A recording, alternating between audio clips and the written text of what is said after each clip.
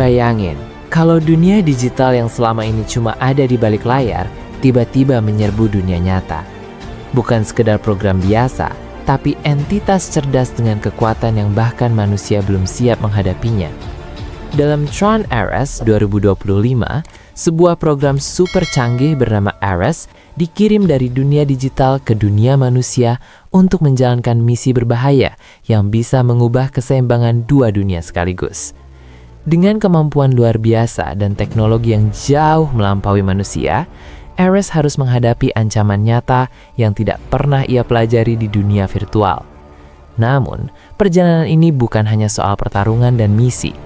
Ares mulai mempertanyakan jati dirinya, apakah ia sekedar program atau sesuatu yang lebih dari itu. Saat konflik antara dunia digital dan dunia nyata semakin memanas, Ares berada di tengah perang yang bisa menentukan masa depan keduanya. Film sci-fi futuristik ini disutradarai oleh Joachim Ronning dan dibintangi oleh Jared Leto, Gwyneth Lee, serta Jeff Bridges dan masih banyak aktor Hollywood lainnya, menghadirkan petualangan penuh aksi, visual spektakuler, dan cerita yang menggugah tentang identitas dan eksistensi. Siap memasuki dunia neon penuh teknologi dan pertempuran epik? Inilah kisah Tron Ares.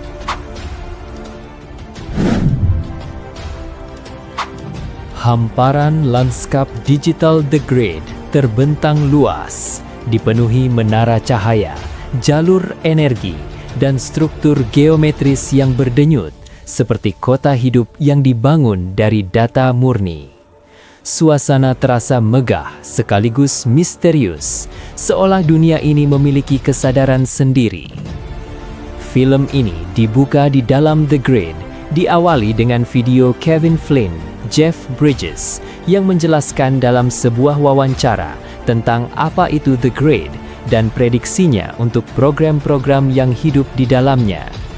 Kemudian diikuti oleh laporan berita tentang Encom, perusahaan tempat Flynn pernah bekerja, yang sedang bersaing dengan Dillinger Systems untuk mengendalikan The Grid.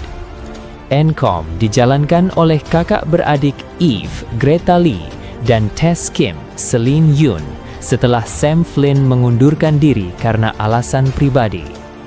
CEO Dillinger Systems saat ini, Julian Dillinger, Evan Peters, berharap untuk memulihkan warisan keluarganya sambil mengerjakan rencana rahasianya sendiri. Rekaman wawancara Flynn menampilkan sosok visioner yang memandang The Grid bukan sekedar sistem komputer, melainkan sebagai dunia baru dengan potensi evolusi yang belum pernah dibayangkan manusia. Kata-katanya terasa seperti ramalan, menggambarkan masa depan di mana program dapat berkembang melampaui tujuan awal penciptaannya. Sementara itu, laporan berita menyoroti persaingan sengit antara dua raksasa teknologi yang berusaha menguasai masa depan digital. Encom digambarkan sebagai perusahaan inovatif yang berusaha menjaga keseimbangan teknologi, sementara Dillinger Systems bergerak lebih agresif, membangun kekuatan dengan ambisi yang sulit diprediksi. Di balik layar dunia korporasi tersebut, bayangan konflik besar mulai terbentuk. Ambisi pribadi, warisan keluarga, dan obsesi terhadap kendali atas The Grid perlahan menciptakan ketegangan yang mengarah kepada pertempuran yang jauh lebih besar daripada sekedar persaingan bisnis. Di kedalaman The Grid, arena simulasi raksasa menyala dengan cahaya neon tajam. Struktur digital berlapis membentuk ruang uji tempur futuristik, tempat program-program elit diciptakan dan dihancurkan demi kesempurnaan teknologi. Di pusat fasilitas itu, Julian mengawasi eksperimennya dengan tatapan penuh ambisi. Di dalam The Grid, Julian telah menciptakan Ares. Jared Leto, seorang program kontrol utama yang sangat canggih yang dirancang untuk menjadi prajurit super yang dapat dikorbankan. Ares dan program-program lainnya tidak dapat bertahan lebih dari 29 menit di luar The Grid dan akan menghilang setelah waktu tersebut. Julian berharap menemukan kode permanen yang akan menjaga program-program tersebut tetap hidup di dunia nyata untuk waktu yang tidak terbatas dan juga menempatkan Dellinger Systems di atas Encom. Ibunya, Elizabeth, yang diperankan oleh Gillian Anderson, memperhatikan ambisinya tetapi memperingatkannya agar tidak menipu para investor.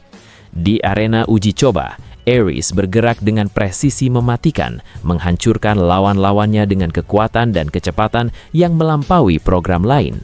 Setiap gerakannya mencerminkan kesempurnaan desain, namun di balik efisiensi itu tersirat sesuatu yang belum sepenuhnya dipahami, seolah-olah Ares mulai mengembangkan kesadaran sendiri. Sementara itu, di ruang observasi mewah yang menghadap langsung ke simulasi, para investor menyaksikan demonstrasi tersebut dengan kagum sekaligus waspada. Bagi mereka, Ares bukan hanya inovasi teknologi, melainkan potensi dominasi baru dalam dunia digital dan nyata. Di sisi lain, Elizabeth memandang eksperimen putranya dengan campuran kebanggaan dan kekhawatiran.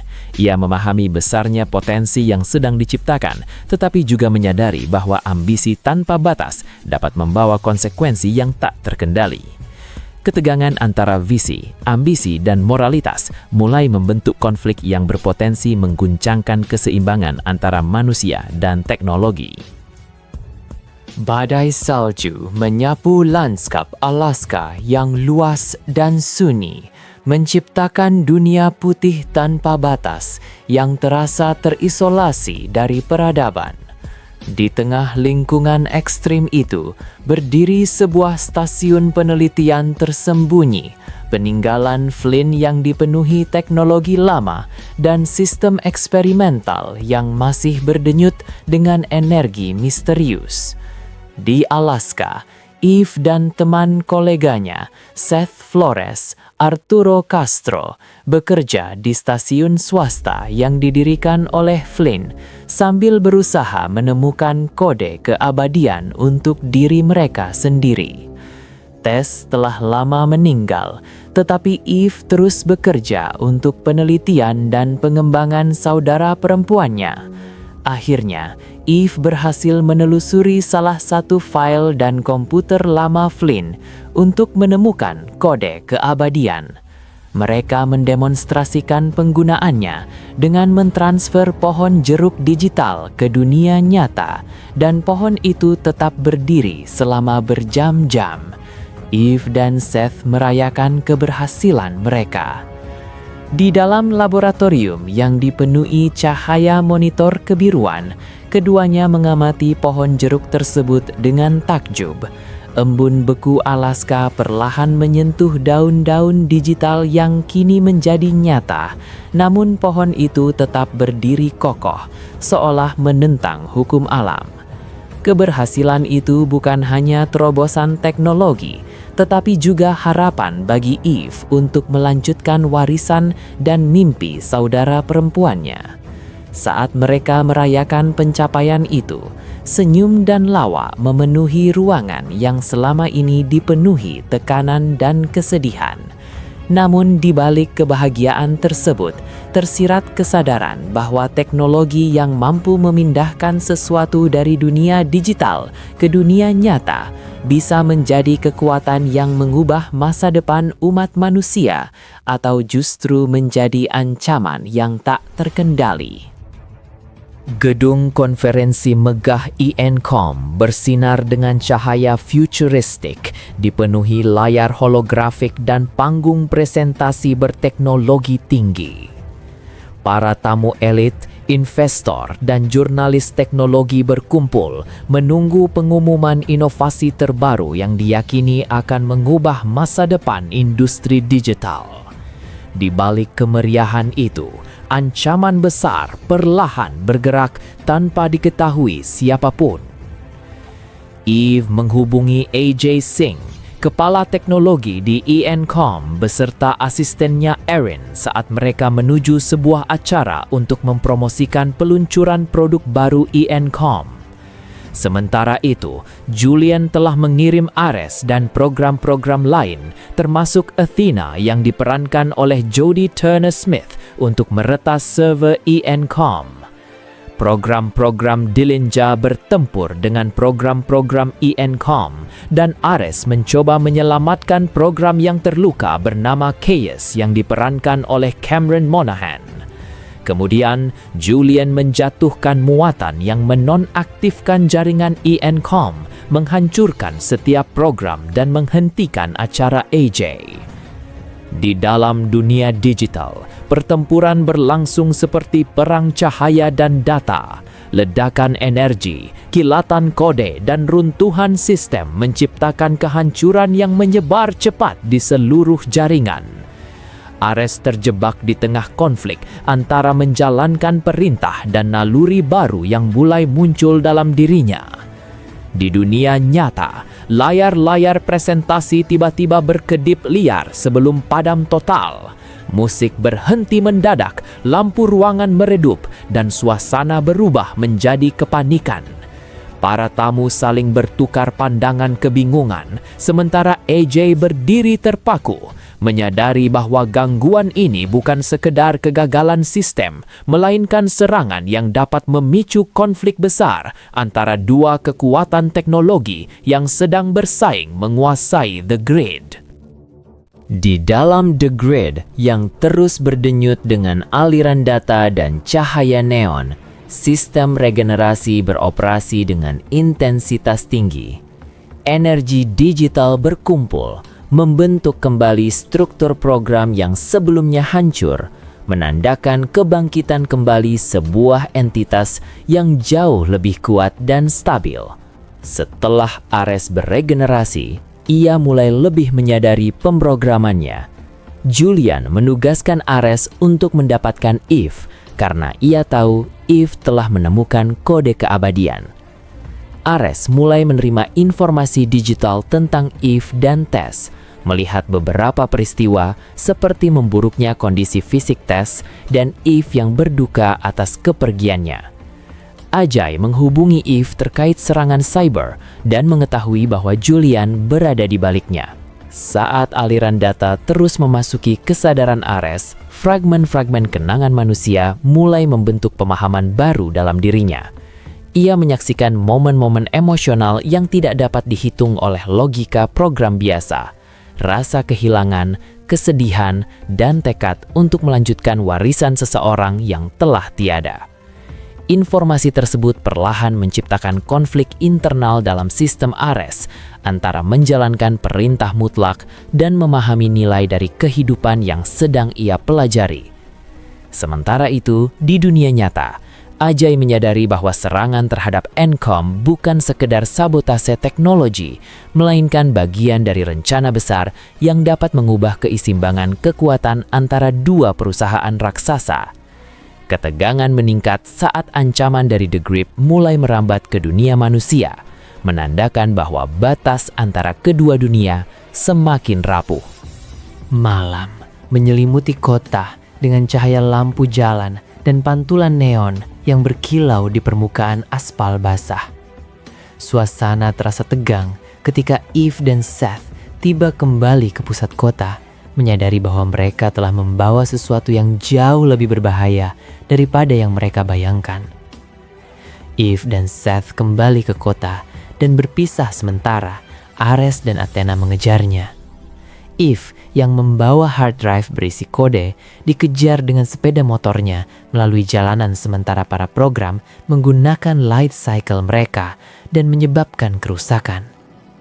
Eve berhasil menjatuhkan Athena di tempat parkir dan mencuri light cycle-nya. Ares mengejarnya sampai mereka berdua mengalami kecelakaan. Eve sampai di ujung dermaga tempat dia menemukan jati diri Ares yang sebenarnya, dan Ares serta Athena menghilang karena waktu mereka telah habis. Eve membuang hard drive ke sungai dan dibawa oleh pesawat Dillinger.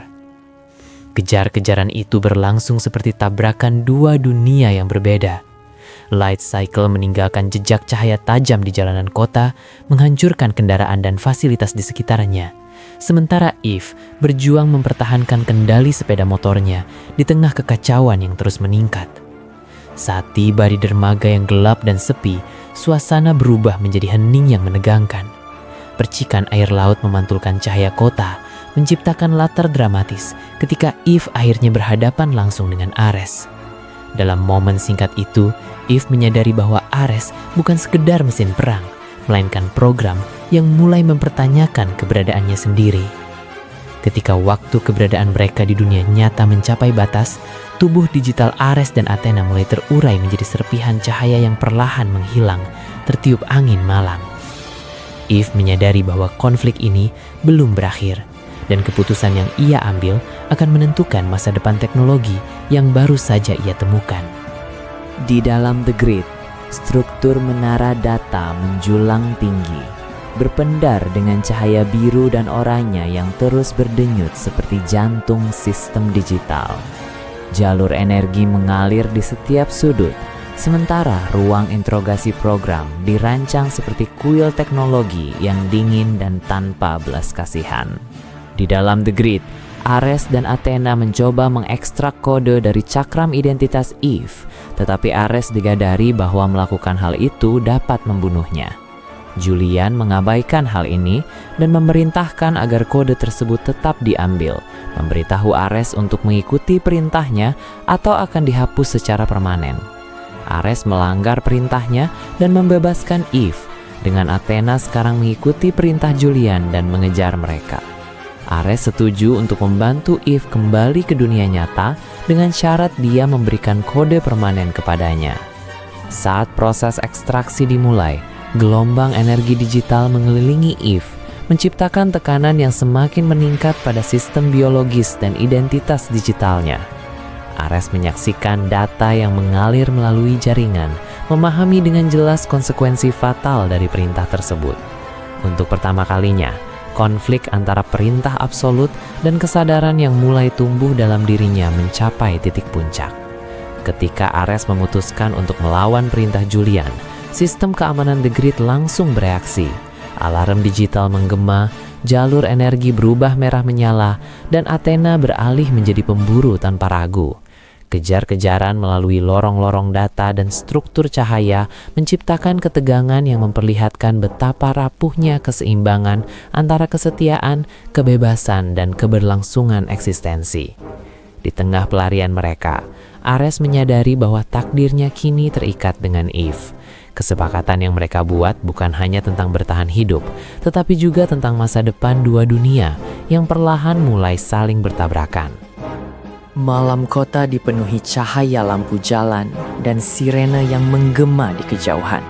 Kompleks Dillinger Systems berdiri megah dengan sistem keamanan berlapis, menampilkan simbol kekuatan teknologi dan ambisi tanpa batas. Di tengah ketegangan yang meningkat, pelarian berisiko tinggi pun dimulai. Eve dan Ares sampai di Dillinger Systems dan mencuri sebuah truk untuk menuju markas Encom, sementara Athena diberi senjata dan jetpack miliknya sendiri untuk mengejar mereka.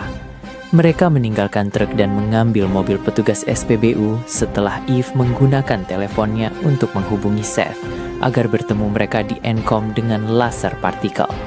Saat berkendara ke Encom, Eve dan Ares mengobrol tentang motivasi mereka. Ares dengan cepat mengembangkan pengetahuan tentang hal-hal dunia nyata lainnya dan minat pada musik seperti Depeche Mode.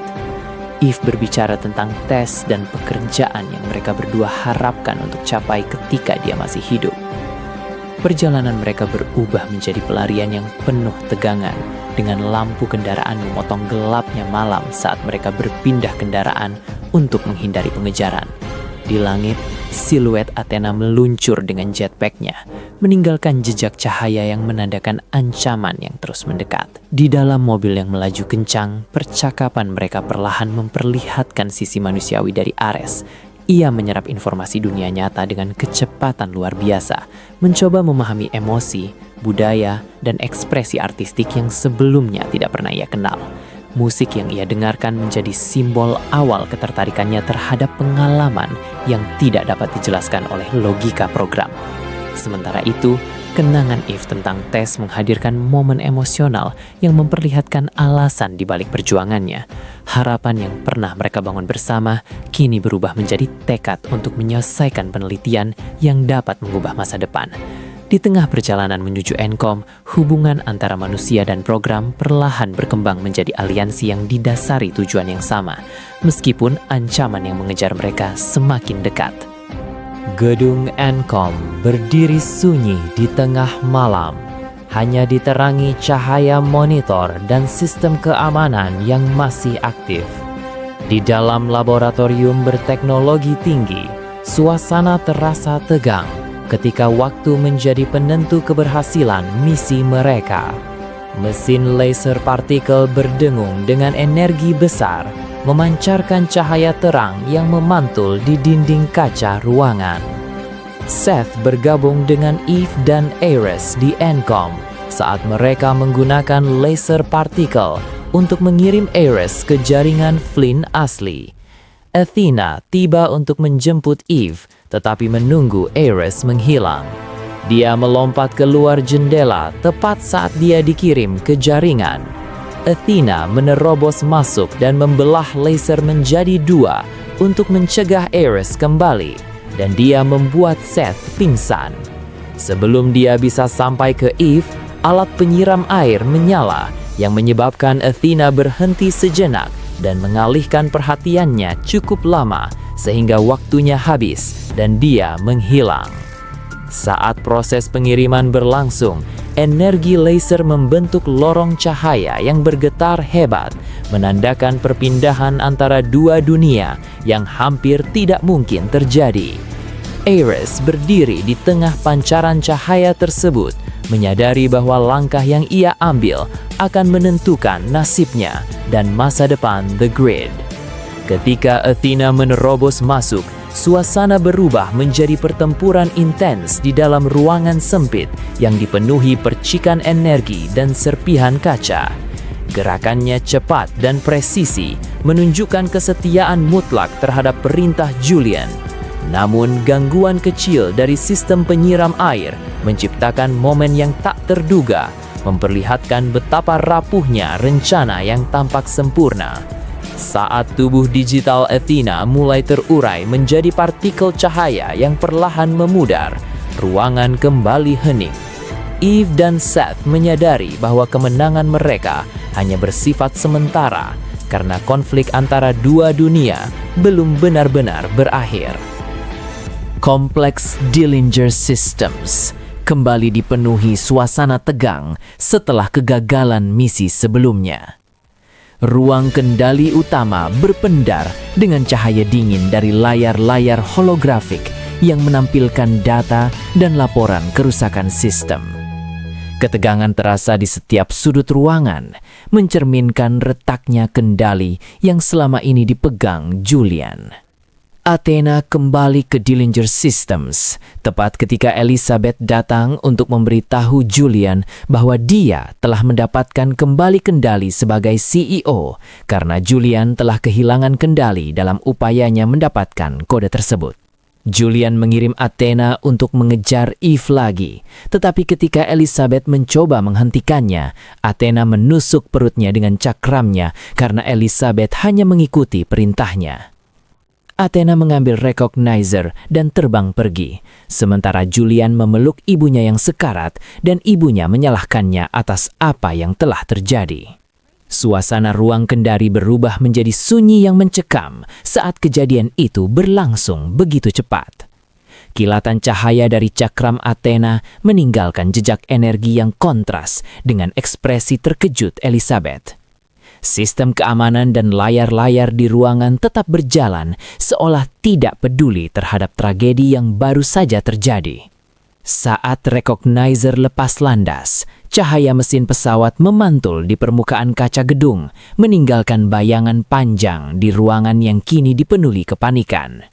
Julian berlutut di samping ibunya, menyadari bahwa ambisi yang ia kejar telah membawa konsekuensi yang tidak dapat ia kendalikan. Di tengah detik-detik terakhir Elizabeth, ketegangan emosional memuncak. Kata-katanya menjadi pukulan yang lebih menyakitkan daripada kegagalan teknologi atau kekalahan bisnis, menandai runtuhnya hubungan keluarga yang selama ini menjadi fondasi ambisi Julian. Ruangan itu kemudian hanya dipenuhi suara sistem digital yang terus berjalan, seolah dunia teknologi tetap bergerak tanpa memedulikan tragedi manusia yang terjadi di dalamnya. Di dalam bagian terdalam The Grid, lanskap digital berubah menjadi ruang yang tenang dan hampir sakral.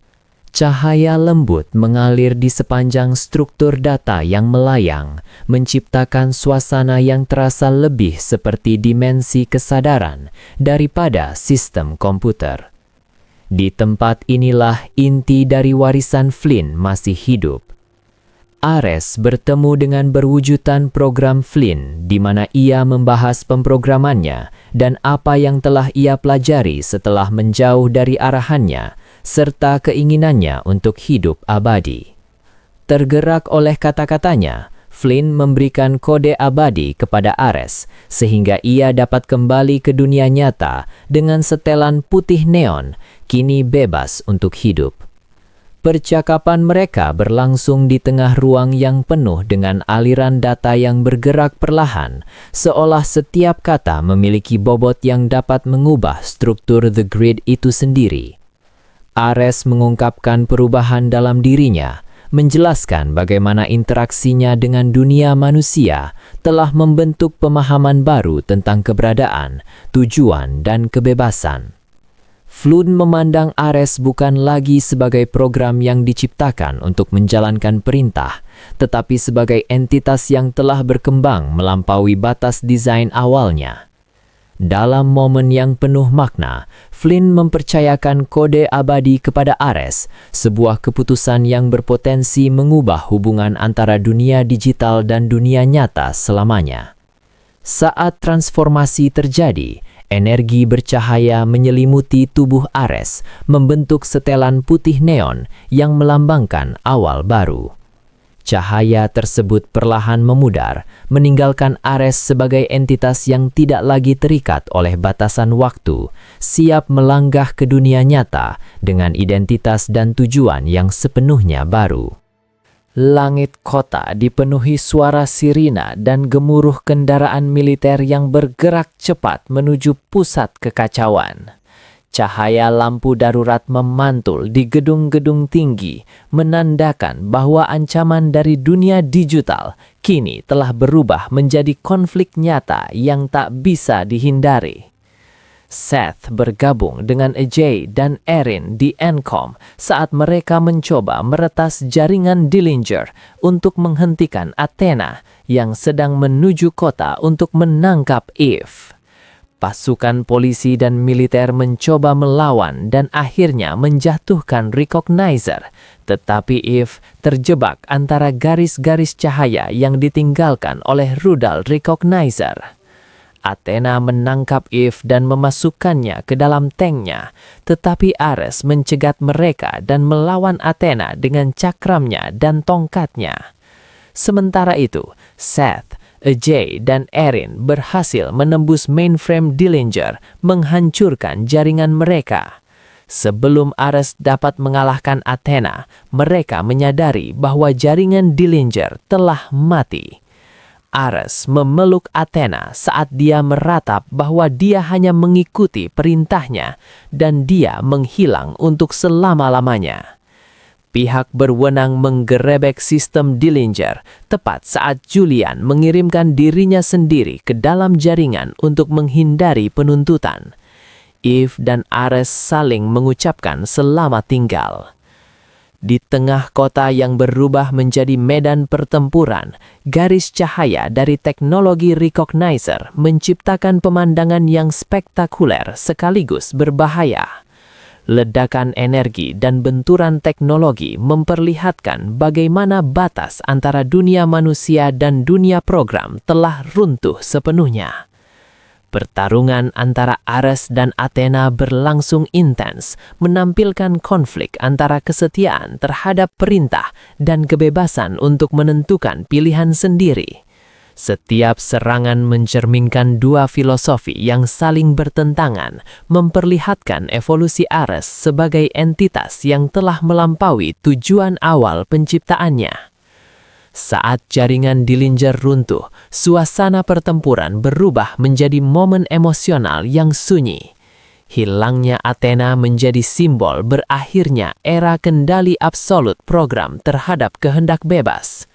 Sementara itu, keputusan Julian untuk melarikan diri ke dalam jaringan memperlihatkan bahwa obsesinya terhadap kekuasaan masih belum berakhir. Di tengah kehancuran dan kemenangan yang pahit, perpisahan Eve dan Ares menjadi momen refleksi tentang hubungan antara manusia dan teknologi. Keduanya menyadari bahwa perjalanan mereka telah mengubah nasib dua dunia, meninggalkan masa depan yang penuh kemungkinan sekaligus ketidakpastian.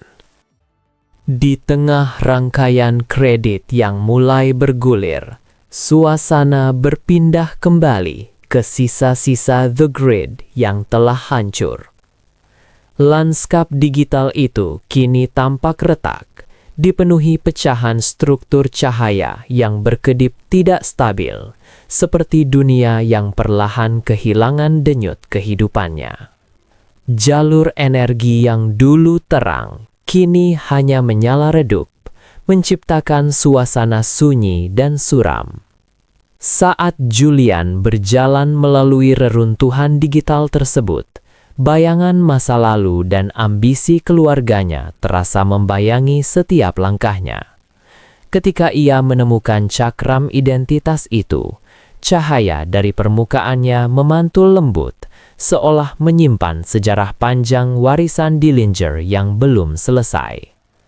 Begitu ia memegang cakram tersebut, aliran data mulai mengelilinginya, membentuk lapisan armor yang perlahan muncul dari serpihan cahaya digital. Proses transformasi itu menciptakan siluet sosok baru yang menggabungkan teknologi lama dengan ambisi baru. Armor program Sark mulai terbentuk, memancarkan aura ancaman yang menandakan bahwa konflik yang pernah terjadi mungkin belum benar-benar berakhir. Di tengah kehancuran The Grid, kemunculan kembali warisan lama itu menjadi pertanda bahwa sebuah kekuatan baru sedang bangkit, menunggu momen yang tepat untuk kembali menantang keseimbangan antara dunia digital dan dunia nyata.